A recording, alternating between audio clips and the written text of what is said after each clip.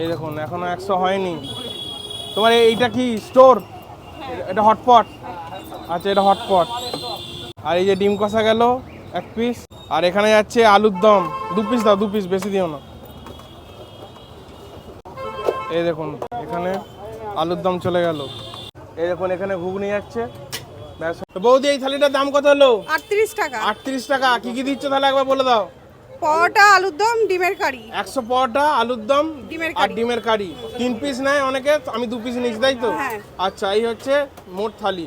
এই দেখুন এখনো 100 হয়নি। তোমার এইটা কি স্টোর? এটা হটপট। আচ্ছা এটা হটপট। আর এই যে ডিম কষা গেল 1 পিস। আর এখানে যাচ্ছে আলুর দম 2 পিস দাও, 2 পিস বেশি দিও না। এই দেখুন এখানে আলুর দম চলে গেল। এই দেখুন এখানে ঘুগনি যাচ্ছে।